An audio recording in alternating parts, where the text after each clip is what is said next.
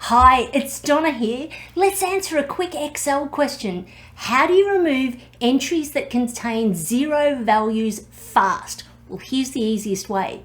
First of all, in this data list, I've highlighted all the rows that have zero value. All I need to do is click on a cell in that data range, and I'm going to go to Sort and Filter and switch the filter icons on. From here, I'm going to click the drop arrow beside Order Amount, take the tick out of Select All, and I'm just going to choose the zeros. Now, I've highlighted them in yellow so that when we remove them, you'll easily see that they've disappeared from the list.